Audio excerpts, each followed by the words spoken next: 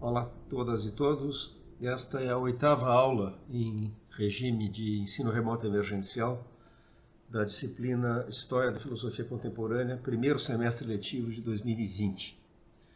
O tema da nossa aula foi apenas anunciado no final da aula precedente, Wittgenstein.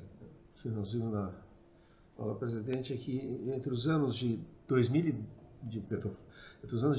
1912 e 1914, Russell teve um aluno muito peculiar nas aulas dele em Cambridge. Um aluno que não era matriculado no curso de filosofia, era um aluno ouvinte.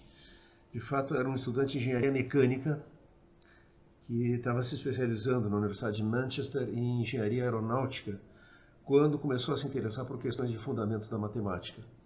Ao que tudo indica, após ler os Principles of Mathematics de Russell, o livro de 1913 de Russell.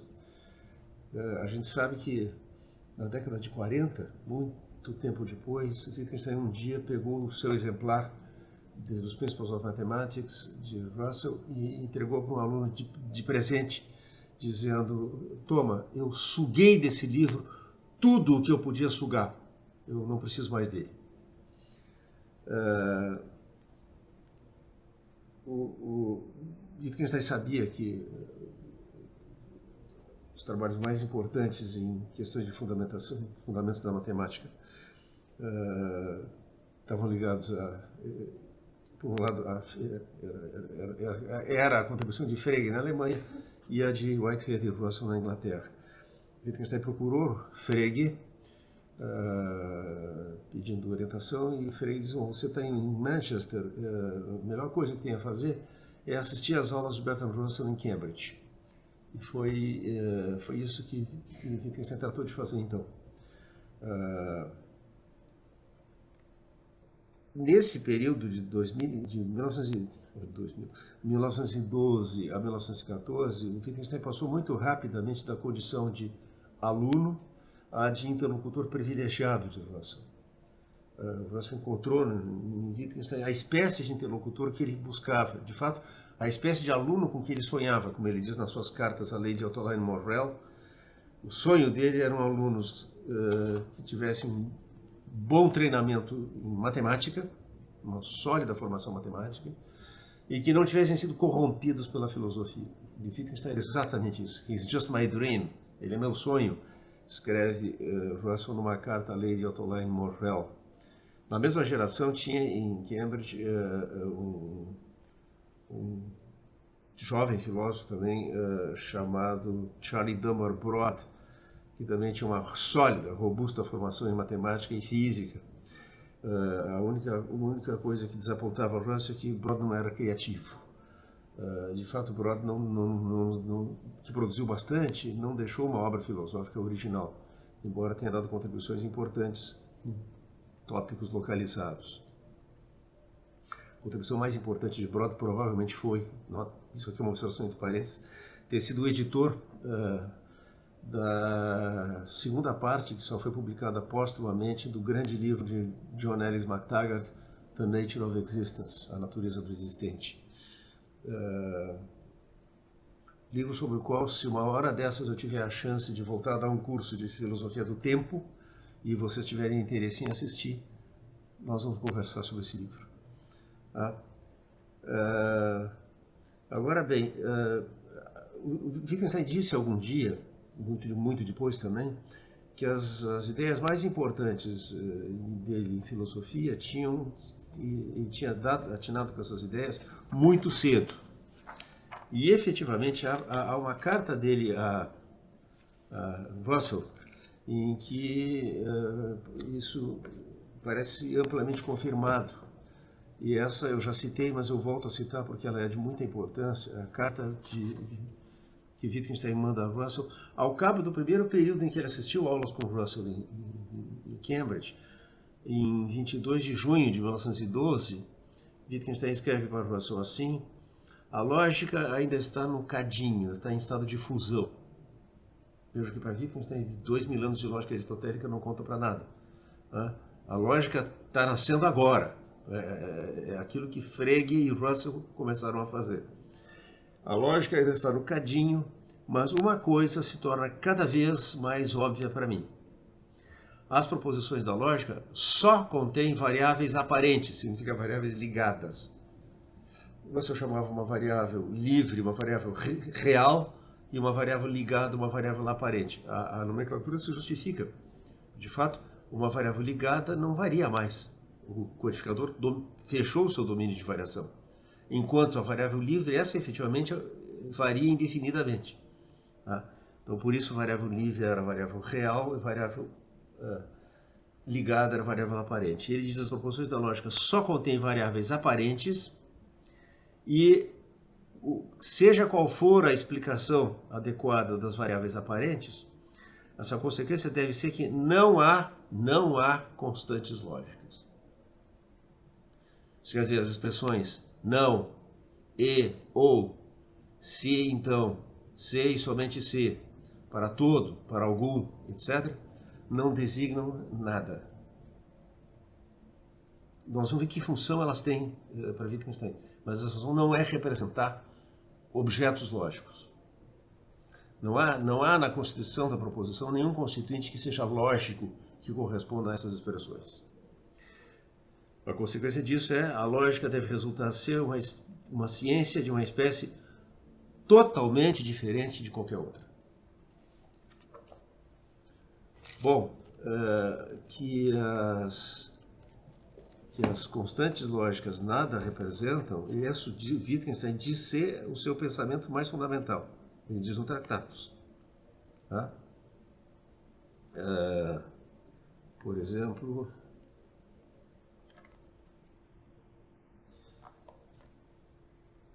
na proposição 441, em que ele diz não há objetos lógicos. Tá? E também antes, em 40, deixa eu achar aqui,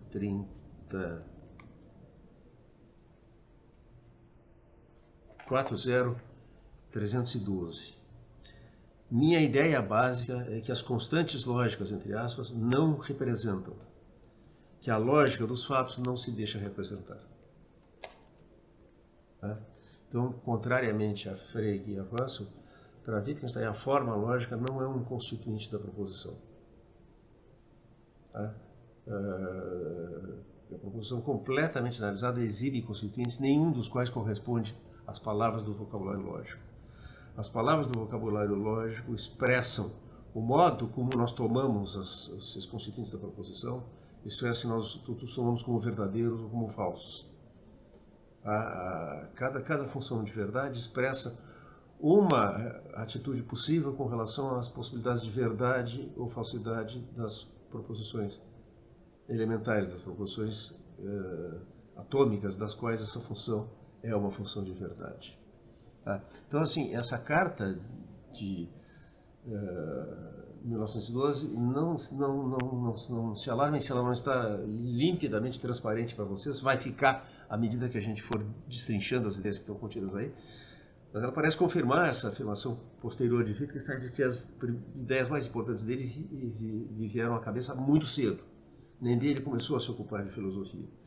E começou a se ocupar de filosofia nessas circunstâncias. E, ao contrário de vocês, ele nunca fez um curso de graduação em filosofia. Ele realmente não foi corrompido por filosofia. Ele tinha lido alguma coisa, ele tinha ficado bastante impressionado com Schopenhauer, isso quando ele era adolescente, mas simplesmente se esperava de qualquer austríaco culto na geração dele que tivesse lido Schopenhauer. Era um filósofo que estava na onda, tá? Fazia parte de um certo ambiente, de um certo contexto cultural europeu daquela época e austríaco em particular. Tá? O que essa carta expressa, Wittgenstein já começa a atinar com aquilo que vai servir para ele como o fio da meada para o grande livro que ele escreve depois desse período que ele passa com o Russell. A interlocução de Wittgenstein com o Russell é interrompida a partir da deflagração da Primeira Guerra Mundial. Wittgenstein foi recrutado pelo exército austríaco, lutou na guerra e carregava na mochila os cadernos de notas, de anotações filosóficas dele, a partir dos quais iria compondo um livro que, de fato, foi, em sua maior parte, escrito durante a guerra, e que ele levava na mochila. Como eu contei para vocês, depois do fim da guerra, o Russell não tinha a menor ideia do que tinha sido feito de Wittgenstein. Ele dá um ciclo de conferências, as conferências sobre a filosofia do atomismo lógico em Londres, onde ele diz que, bem no início, que ele vai expor algumas ideias que ele aprendeu com o seu amigo e ex-aluno Ludwig Wittgenstein, e ele diz, não voltei a ter contato com ele desde o começo da guerra, e nem mesmo sei se ele está vivo ou morto. Pouco tempo depois, uma carta de Wittgenstein, enviada do campo de prisioneiros de guerra em Cassino, na Itália. Wittgenstein tinha sido capturado, estava no campo de prisioneiros, por intermédio de Lord Keynes, que foi sempre um grande amigo de Wittgenstein, e de Russell também. Keynes deu um jeito de contrabandear para fora da Itália uma carta do Wittgenstein para o Russell. Nessa carta ele anuncia para o Russell: olha, eu escrevi um livro que resolve todos os nossos problemas. Imagina, todos os nossos problemas significa todos os problemas filosóficos sobre os quais eles tinham discutido nos quase 3 anos de convivência em Cambridge. Resolvi todos os nossos problemas, assim.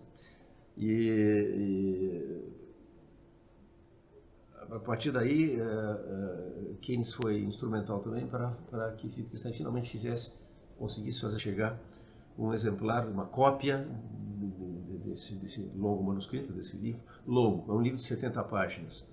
Para os padrões usuais na história da filosofia, é um livro breve.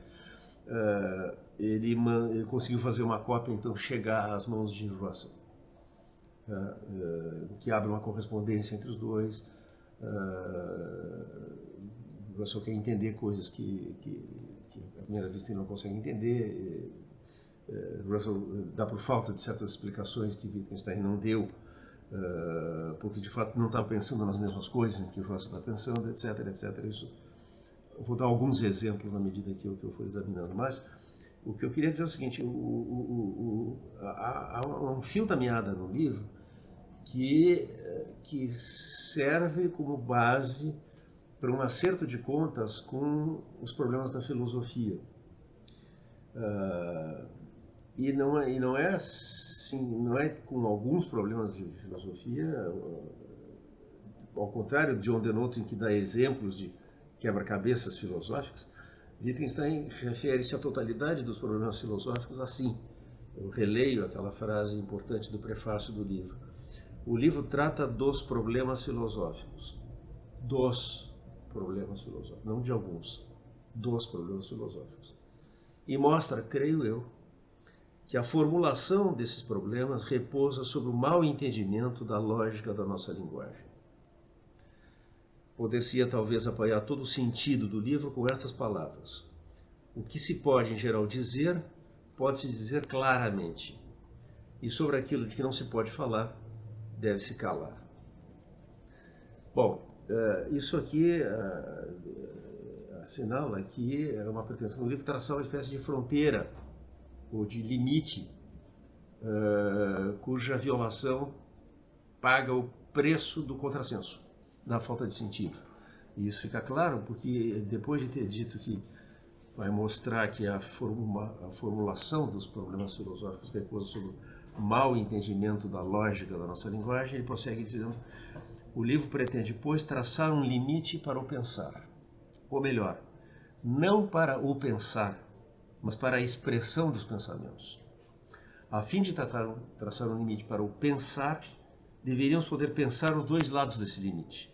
Deveríamos, portanto, poder pensar o que não pode ser pensado. Isso não faz nenhum sentido. Tá? O limite só poderá, pois, ser traçado na linguagem, e o que estiver além do limite será simplesmente um contrassenso. Bom, isso aqui já permite antecipar, então, de onde é que provém a confiança que Wittgenstein manifesta de que ele acertou contas com os problemas da filosofia. A saber, de alguma maneira, o limite para a expressão de pensamentos deve ter sido traçado de tal forma que toda tentativa de expressar um pensamento filosófico resulta ser uma violação desse limite. E tudo que cair fora é simplesmente contrassenso. Portanto, Wittgenstein não vai sustentar que as doutrinas dos filósofos que o precederam são falsas, ele vai sustentar que elas não chegam sequer a fazer sentido. Tá? Então, não se trata de que ele tenha procedido a uma espécie de generalização indutiva do resultado de Russell. Russell havia mostrado na base de 3 exemplos específicos, os 3 puzzles de Denote, como você pode ter a ilusão de dar as voltas com um problema filosófico, cuja solução requeriria a elaboração de uma doutrina filosófica, quando na verdade você sucumbe apenas à ilusão gramatical de que há um problema ali onde não há.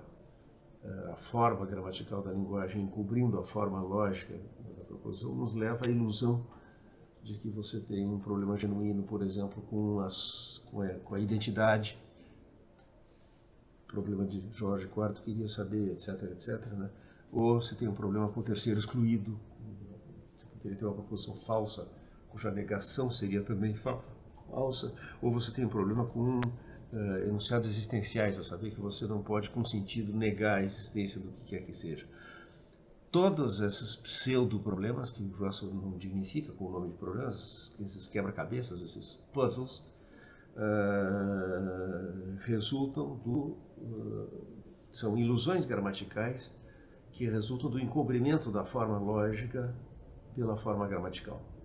Diversamente do que Russell pensava 2 anos antes de escrever um Denote, lá em The Principles of Mathematics, a forma gramatical não exibe a forma lógica da proposição. Lá, Russell aderia naquele livro a uma espécie de princípio da transparência da gramática. Esse princípio é abandonado. E não é por acaso que que Wittgenstein, quando está estudando com Russell nas Notes on Logic, abre essas notas dizendo desconfiar da gramática é o primeiro requisito para fazer filosofia.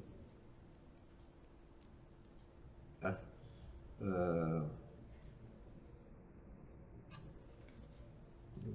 Quero ler essa pequena passagem, porque isso aqui é muito antes dele escrever um livro, né?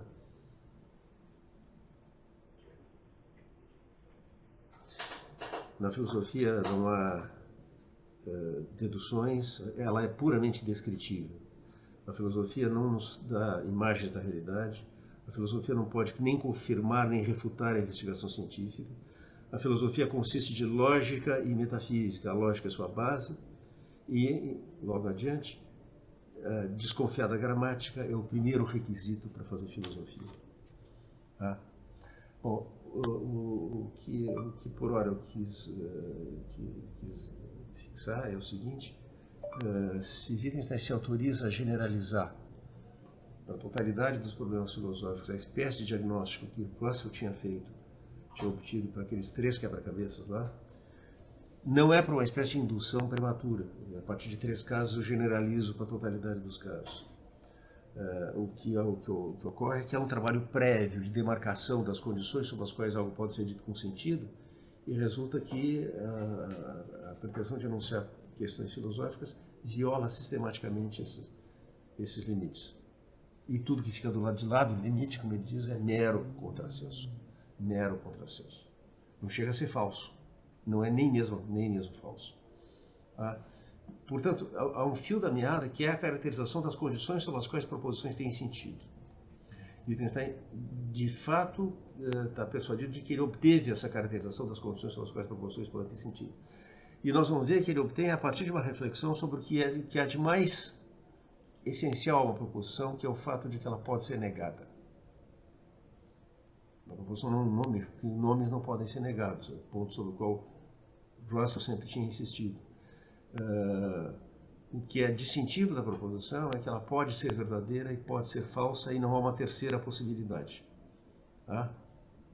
Então, ter uma proposição, um dos 2 valores de verdade, ser verdadeira ou ser falsa, não é como um nome nomear um objeto.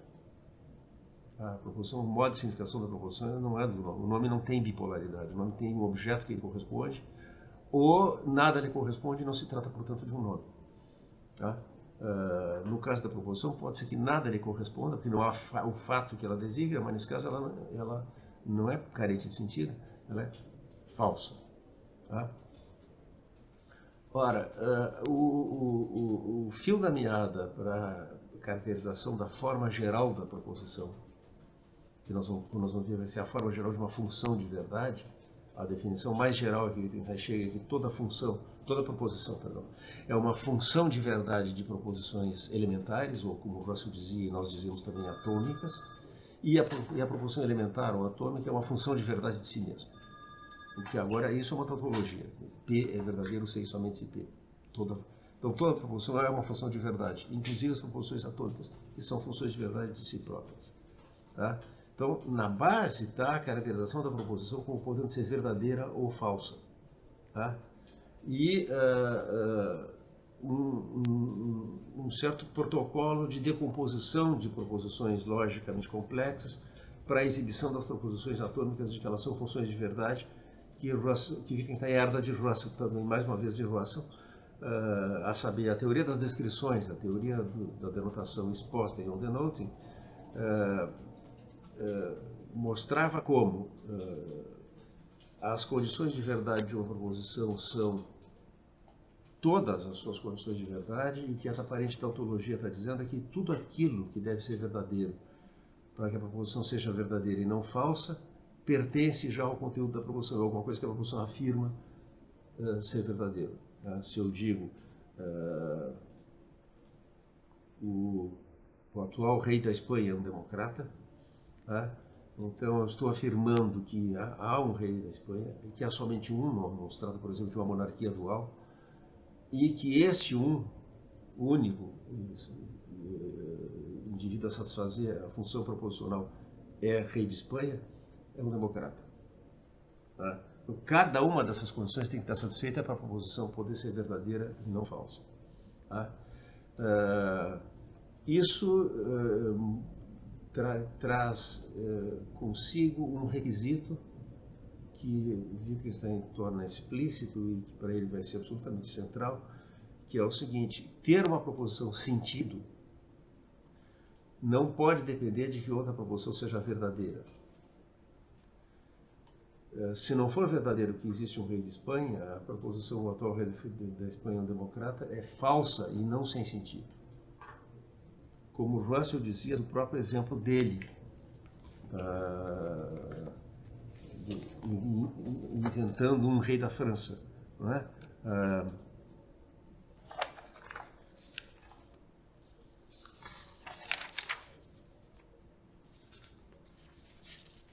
Só um pouquinho.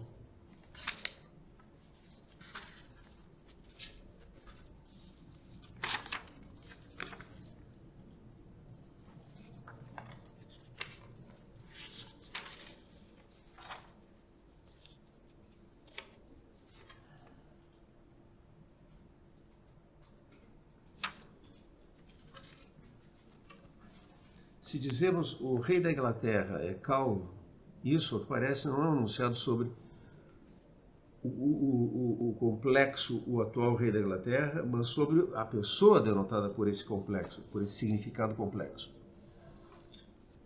que é aquilo que ele tinha chamado antes de conceito denotativo, né? Mas considere agora o atual rei da França é calvo. Por paridade de forma, isso também deveria ser sobre a denotação da expressão o rei da França. Mas essa expressão, embora tenha um significado, se o rei da Espanha, da Inglaterra tem um significado, essa tem também, certamente não tem denotação, pelo menos em nenhum sentido óbvio. Não há nenhum sentido óbvio em que alguém seja rei da França. Assim, a gente suporia que o atual rei da França é calvo deve ser sem sentido, mas não é sem sentido porque é manifestamente falso. A teoria das questões mostra como isso é falso. Mostra, portanto, como não é o sentido da proposição o atual rei da França é calvo, que depende de ser verdadeiro que existe um rei da França, é a verdade apenas. Tá? Então, emerge daqui um postulado de independência do sentido em relação à verdade.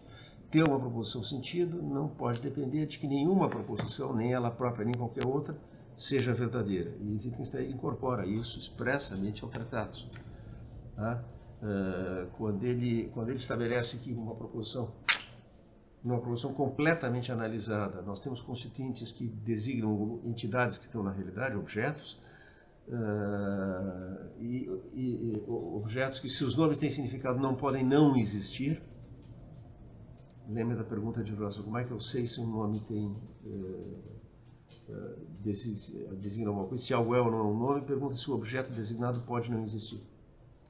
Se ele pode não existir, o que eu tenho não é um nome, é uma expressão denotativa. Aqui, então, chegamos a essa ideia, e Wittgenstein diz, bom, mas a ideia daquilo que não pode não existir, daquilo que permanece idêntico a si próprio, independentemente das mudanças que acontecem na realidade, isso é o que os filósofos chamavam uma substância. E aí ele diz, bom, então o mundo tem uma substância. A substância do mundo é constituída pelos objetos, pelo que não pode não existir, para que as proposições tenham significado.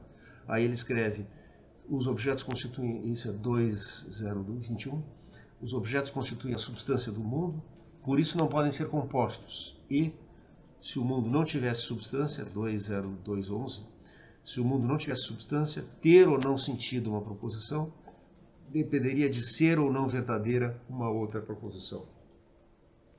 Seria então impossível traçar uma figuração do mundo verdadeira ou falsa. Tá?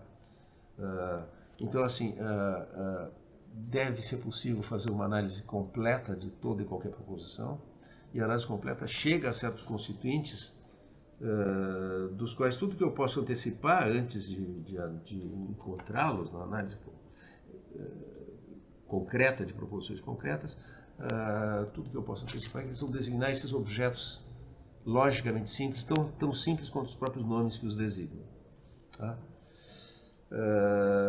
Agora bem, lá naquela carta, o Wittgenstein tinha escrito para o Russell que, lá naquela primeira carta de 1912, no fim do primeiro semestre de aulas em Cambridge, Wittgenstein diz, olha, qualquer que seja a explicação de como se comportam as variáveis aparentes, isso é, ligadas, uma consequência tem que ser que não há constantes lógicas. Agora ele diz, o meu pensamento fundamental é que não há constantes lógicas. O que ele quer dizer isso? Bem, a gente entende o que Wittgenstein quer dizer com isso, entendendo o uso que ele faz de uma certa invenção técnica que ele fez. Wittgenstein inventou as tabelas de verdade. Tá? Ele inventou essa maneira de representar as possibilidades de verdade e falsidade de proposições através da convenção que nós anotamos uma certa ordem a combinatória possível dos valores de verdade para essas proposições.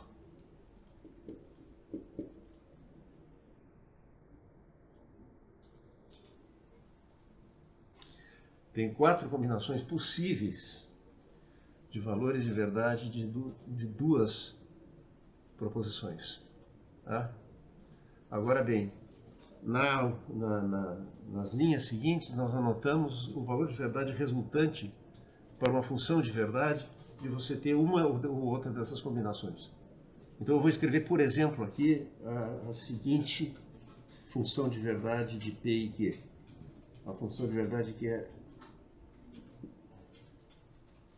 verdadeira em todos os casos, menos na segunda linha. Se vocês pararem um instante para pensar, vocês vão perceber que essa função é a implicação. Agora bem, o que Wittgenstein está mostrando é que para escrever se P então Q, eu não preciso desse sinal aqui. Ele não representa nada. Eu preciso apenas dizer qual é o valor de verdade que a função de verdade pertinente tem para cada uma das combinações possíveis de valor de verdade dos seus constituintes. Isso é, das proposições elementares. Então, ele propõe o seguinte, dá para escrever de uma outra maneira uma função de verdade. Ao invés de fazer assim, a gente pressupõe aquela tabela, a gente vai ter sempre a mesma tabela, com as 4 possibilidades. Se se trata de 2 proposições, vão ser 4. Se se trata de 3 proposições, vão ser 8 e assim por diante. Eu posso escrever simplesmente o seguinte, eu escrevo uma função de verdade que é isso aqui.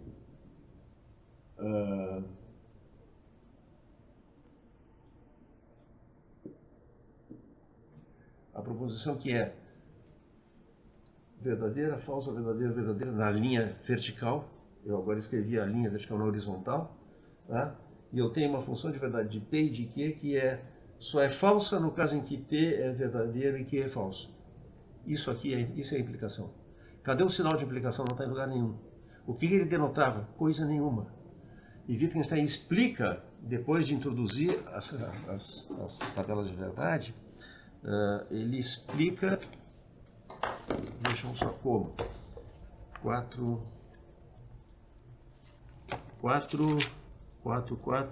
1. Ele, em 4.31, ele introduziu as tabelas de verdade, introduz 3 casos, tá? Uma função de verdade de 3 argumentos, de 2 argumentos e de um só. No caso mais simples, uma só proposição, eu só tenho 2 possibilidades de verdadeiro ou falso. Aí ele expressa, ele diz a proposição é a expressão da concordância e da discordância com as possibilidades de verdade das proposições elementares. As possibilidades de verdade das proposições elementares são as condições de verdade e da falsidade da proposição. Tá? E aí, diz ele, é claro que ao complexo de sinais V e F não corresponde nenhum objeto ou complexo de objetos, como tampouco aos traços horizontais e verticais ou aos parênteses. Não há objetos lógicos. Russell pensava que quando eu escrevo a mesma coisa que isso aqui, mas usando a notação de Russell em vez de Wittgenstein, que quando eu escrevo isso aqui, tá? Isso aqui corresponde a uma proposição atômica, isso aqui é uma outra proposição atômica, e isso aqui corresponde a uma entidade, um objeto lógico, tá? Ponto de interrogação sobre o que ele seja, que conecta essas duas coisas. Wittgenstein está dizendo que isso aqui não corresponde a nada. As constantes lógicas não representam nada.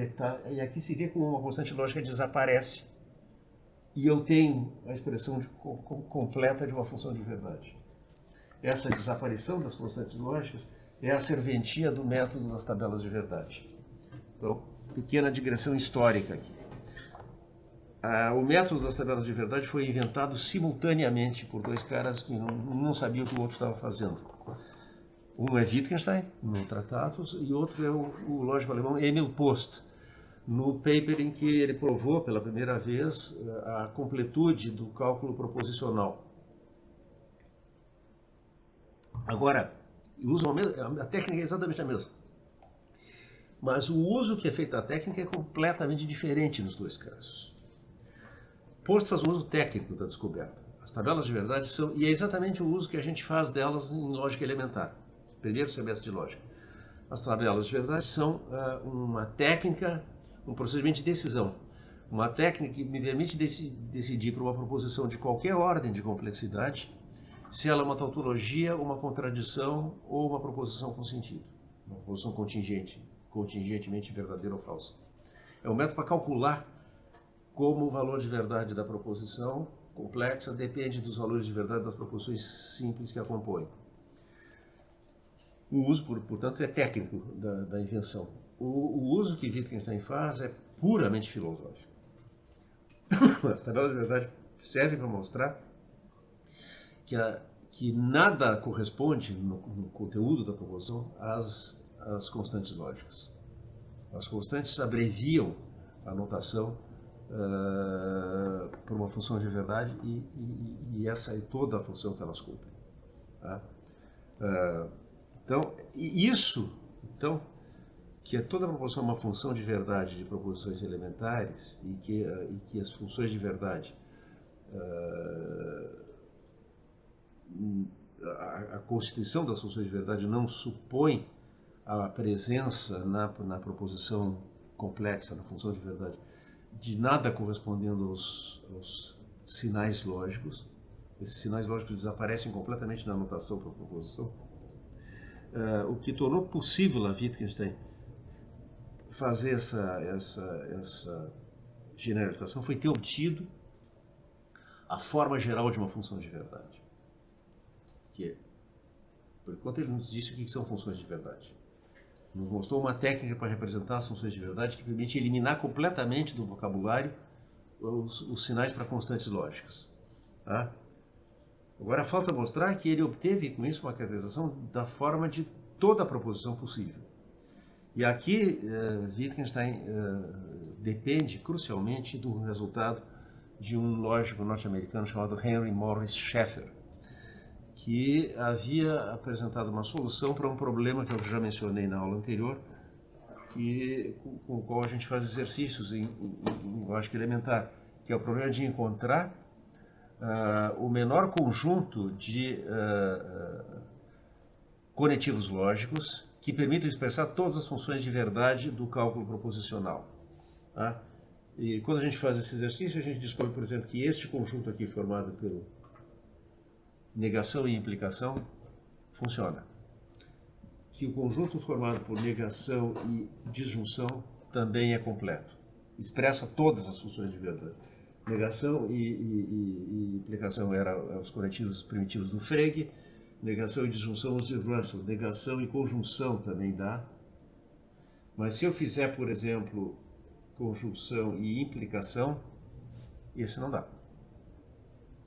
Se eu fizer conjunção e disjunção, perdão, estou fazendo sujeira no quadro e nas minhas mãos. Se eu tiver conjunção e disjunção, também não dá.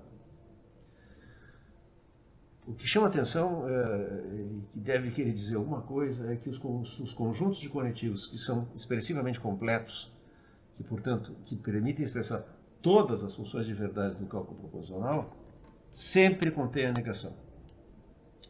A negação tem algo de fundamental.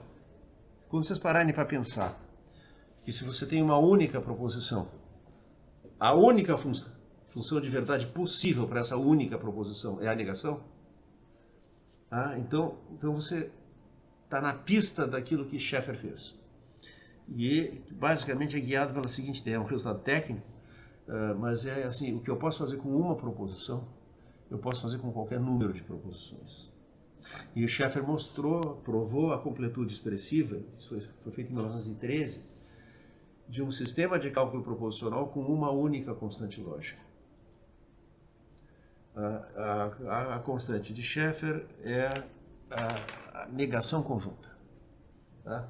Eu nego simultaneamente, vamos apagar tudo aqui,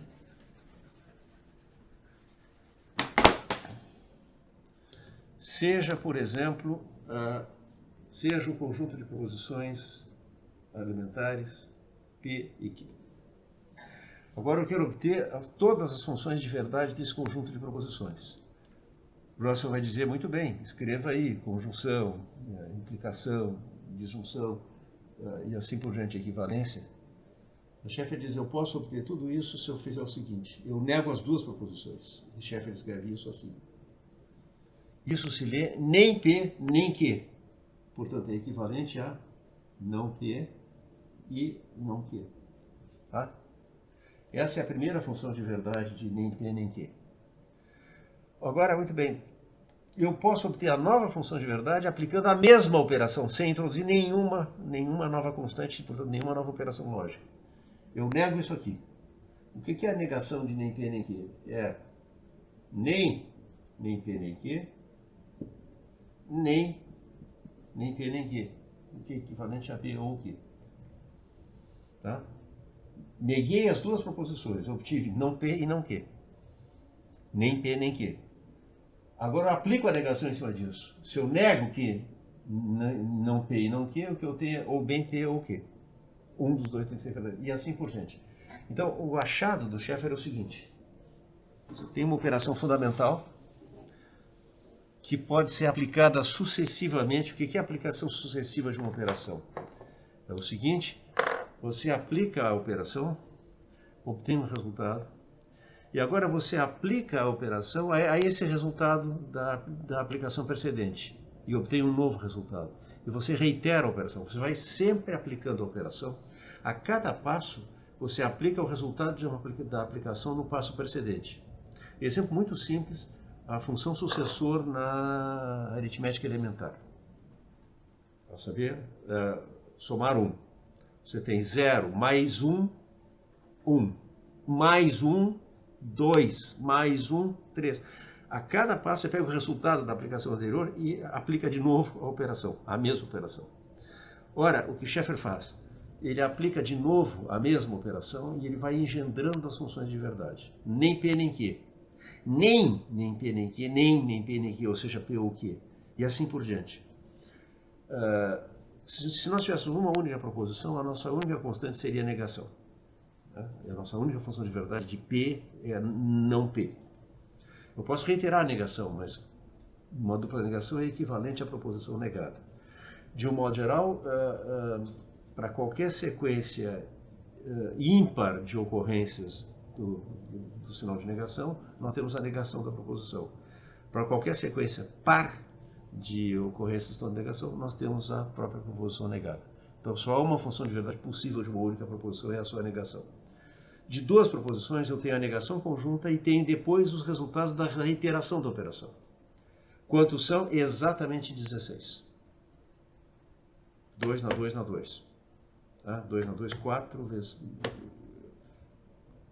2 ao quadrado, 4 ao quadrado, 16. Há 16 funções de verdade de duas proposições elementares. Wittgenstein, de resto, as lista em 5.101, se minha memória não me falha, já vamos conferir aqui. 5.101 está a lista completa das 16 funções de verdade binárias, as 16 funções de verdade de P e Q, que correspondem a todas as combinações possíveis de verdadeiro e falso na última coluna da tabela de verdade. Tá? Bom, o resultado de Schaeffer é um resultado puramente técnico, mas para Wittgenstein lança uma luz sobre a natureza das funções de verdade. Tá? Que elas possam ser reiteradas e que a reiteração de uma operação fundamental engendra todas as funções de verdade de um conjunto qualquer de proposições elementares.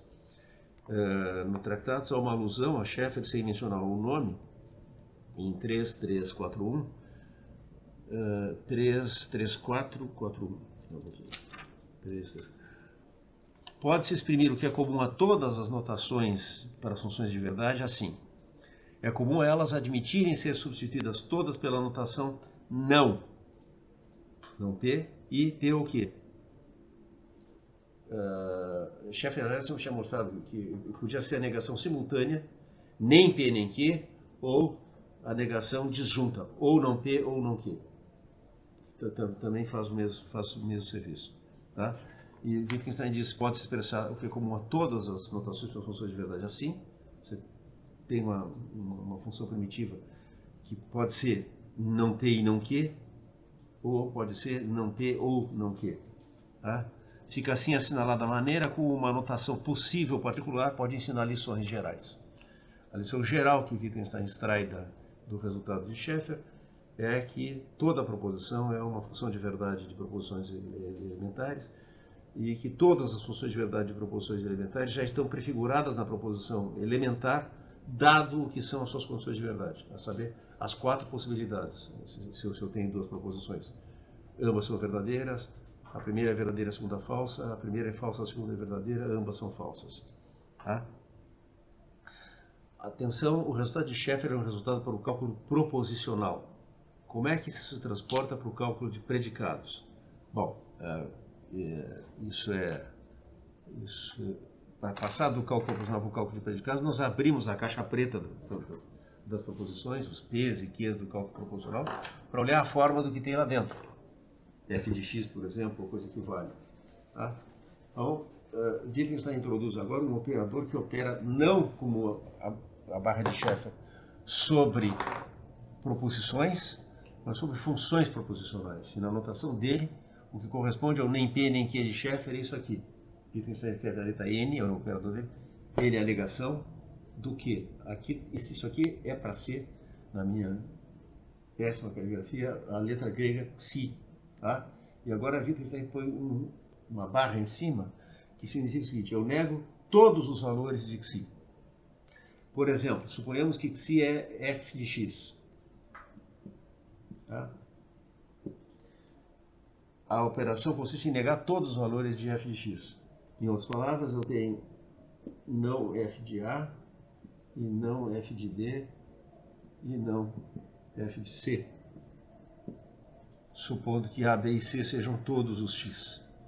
Tá? Não se trata de equivalência. Tá? Não é o caso que para todo x f de x não é equivalente simplesmente a não f de A e não, faltou aqui, não f de B e não f de C. Tá?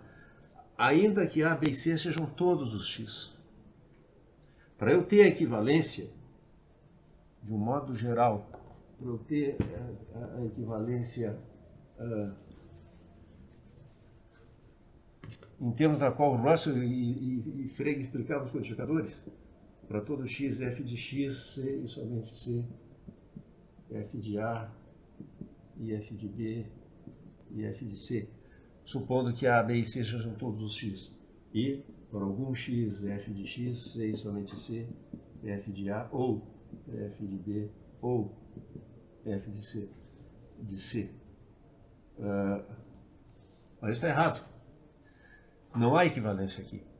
A equivalência é para todo x, f de x, c e somente c, f de A, B e C, e estes são todos os x. Isso tem que estar dito aqui, senão não há equivalência. Ora, isso está dito na anotação de Wittgenstein, está lá em cima, ó. Todos os valores da variável são negados. Então, Wittgenstein pode dizer que, ao contrário de Frege e de Russell, ele não identifica os codificadores, a generalidade lógica, com as funções de verdade, e ele diz: eu separo o conceito todo da função de verdade, ao contrário de Frege e de Russell. Tá? A noção de uma classe inteira de proposições que são sobre as quais a operação é aplicada é uma noção primitiva. Tá? Como Wittgenstein diz, a notação de generalidade contém um protótipo. Tá? Diga-se de passagem, como é que eu obtenho a quantificação existencial aqui? Ora, é só reiterar a operação. Tá? Isso aqui não está valendo. Tá? Não há equivalência. A equivalência é só se eu tiver, para todos os x, f de A e f de B e f de C, e A, B e C são todos os x. Aí sim. Se eu negar a negação de todos os valores da variável, eu estou afirmando que pelo menos um é verdadeiro. Isso aqui é o codificador existencial. Portanto, Wittgenstein passa do cálculo proposicional de Scheffer para o cálculo de predicados. E isso permite, finalmente, que ele expresse o que ele chama de forma geral da proposição como a forma geral de uma operação cuja aplicação sucessiva engendra todas as funções de verdade de um conjunto qualquer de proposições. Né? Então, Wittgenstein tem uma anotação para a forma geral da proposição, aparece na seção 6 do tratado, o aforismo 6 diz: a forma geral da proposição é, e a anotação dele é a seguinte, vamos escrever aqui a forma geral da proposição na anotação do Wittgenstein.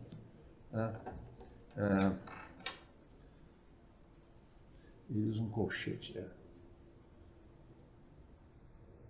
Todo P, todos os valores de Xi. O Xi está muito ruim, deixa eu melhorar.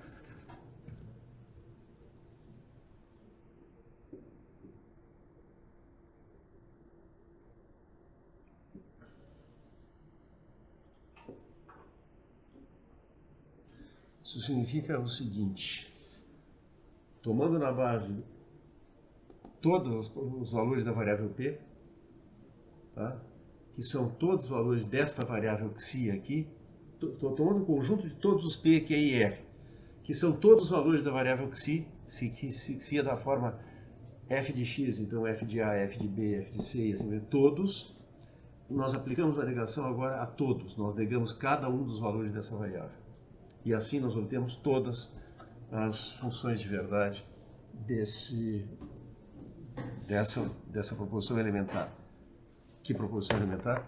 Aquela que é formada, o conjunto das proposições elementares, que são os valores da variável Xi. Tá? Notem como a indicação da forma geral da proposição dá um sentido preciso Aquela lição que Wittgenstein herdou de Russell, lá de On the Noting, a da independência do sentido em relação à verdade. Nós sabemos o que significa uma proposição, independentemente de sabermos se alguma proposição, ela própria ou qualquer outra, é uma proposição verdadeira ou falsa. Bom, temos aqui agora, para pensar no seguinte, onde é que entra o conteúdo das proposições? O fato de que elas representam estados de coisa muito diferentes. Uma é sobre o cultivo de bananas no Congo belga, a outra é sobre o tempo que está fazendo em Porto Alegre, a terceira é sobre um acidente de trânsito que ocorreu ontem à tarde na esquina da rua tal com a tal rua. Bom, o que é fundamental ter presente aqui é que nessa estratégia analítica do Wittgenstein, todo o trabalho, todo o conteúdo representacional da proposição é contribuído pelas condições, pelas proposições elementares ou atômicas. Tá? Toda função de verdade é o resultado de uma operação sobre proposições elementares, tá?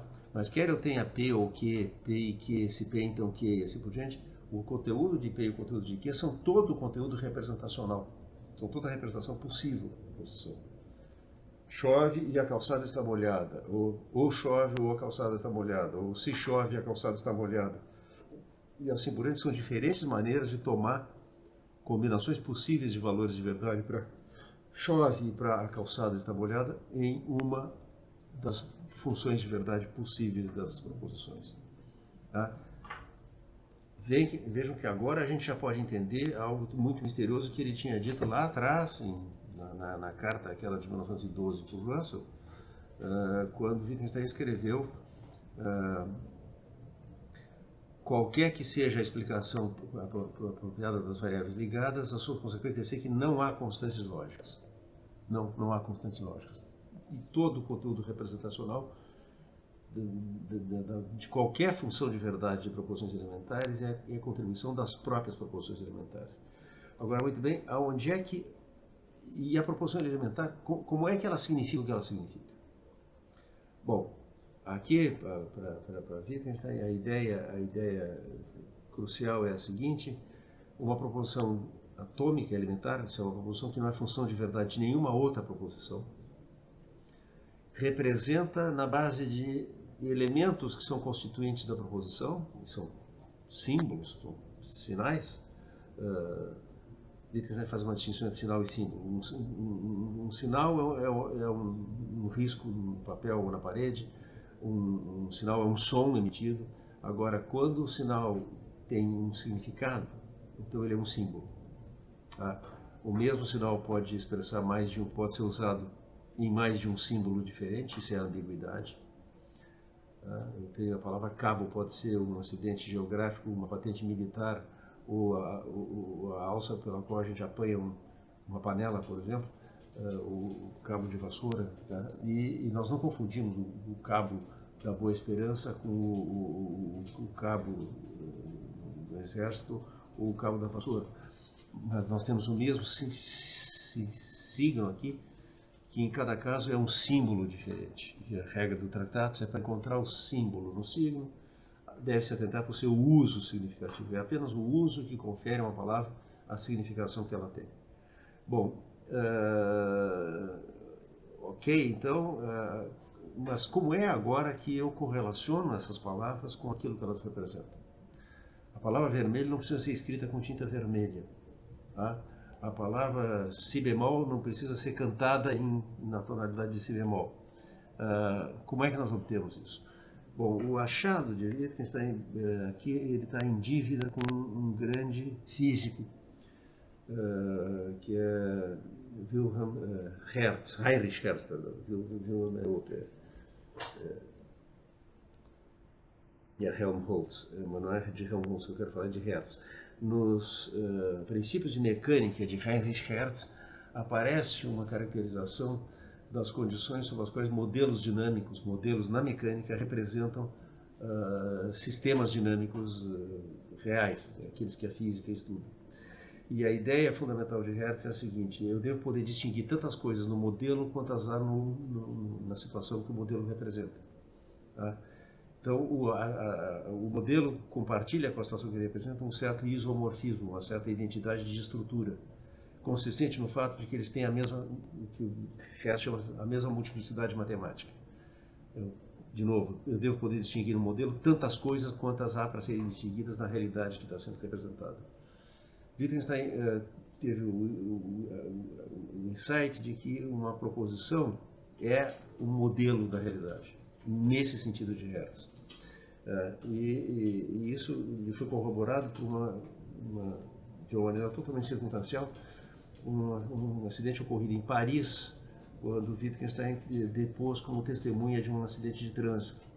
E, para surpresa dele, o juiz tinha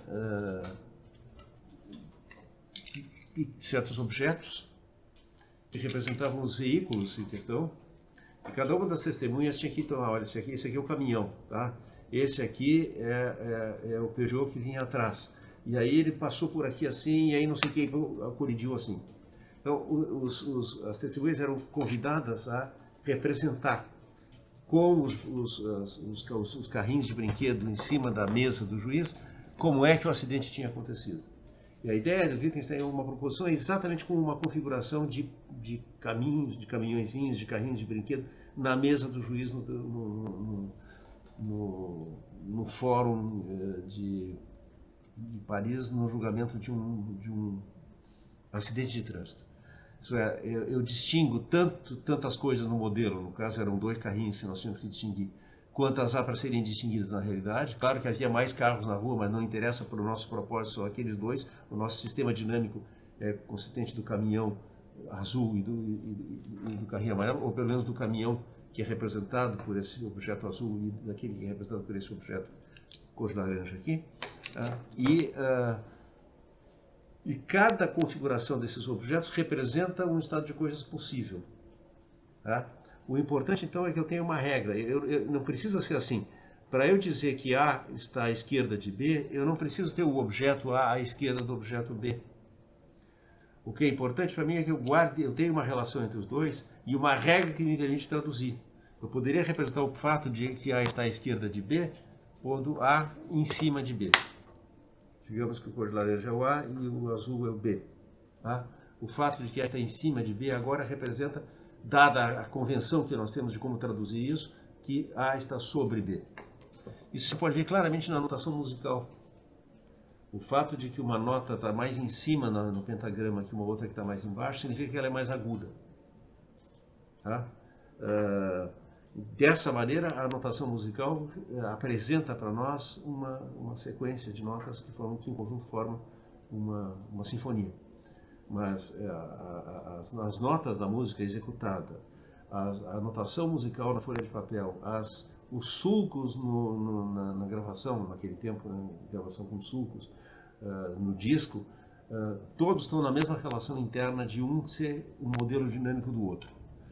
E a ideia básica do Wittgenstein, então, é isso. A proposição elementar é uma figura de um estado de coisas possível.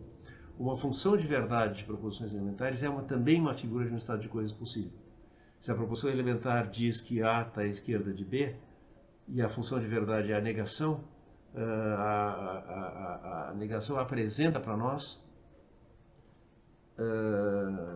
com uma possibilidade que está realizada a circunstância de não estar à esquerda de B. Assim, cada proposição apresenta uma situação para nós, uma situação, um estado de coisas possível. Tá? Wittgenstein diz como se na proposição o mundo fosse construído experimentalmente, Probeweise, a maneira de um experimento de uma prova no sentido de teste. Eu submeto a consideração uma possibilidade. Tá? Agora bem, a solução para a pergunta que tanto tinha incomodado o Russell, o que é a forma da proposição, é que, ontologicamente, a forma não é nada. Não há nada na proposição que corresponda à sua forma lógica. Tá? mas a forma da proposição, nós estamos pensando aqui numa proposição elementar, contém a forma de um estado de coisas possível que ela representa. Mediante uma regra de projeção, eu traduzo o que está representado nessa imagem, nessa figura da realidade que é a proposição, no estado de coisas representado. Ora, eu posso ter, por exemplo, se eu estou fazendo geometria, a projeção ortogonal me dá, se eu tenho um círculo e um quadrado no plano A e quero projetar no plano B, a projeção ortogonal, de linhas perpendiculares aos dois planos, me dá para o quadrado em A, um quadrado em B, para o círculo em A, um círculo em B. Mas eu não preciso usar a projeção ortogonal e eu posso ter para um quadrado em A um paralelogramo em B, para o círculo em A uma elipse em B e assim por diante. O importante é que eu domine a regra que permite fazer essa tradução, que Wittgenstein chama o método de projeção da proposição num estado de coisas. Se toda proposição elementar é assim uma figura de um estado de coisas possível, toda função de verdade de proposições elementares será também uma figura de um estado de coisas possível. O nosso problema qual é agora? São as proposições que pretendem figurar estados de coisa possível, mas que não satisfazem as condições da figuração. E esse vai ser o caso que vai ser progressivamente mais grave, mais problemático das proposições nessa ordem da lógica, depois da matemática, depois os princípios, ditos princípios metafísicos da ciência natural, as proposições sobre valores éticos e estéticos e, por fim, as proposições da filosofia. Esse vai ser o hospital da razão pura, por assim dizer, na perspectiva de Wittgenstein, e esse é o assunto da nossa próxima aula.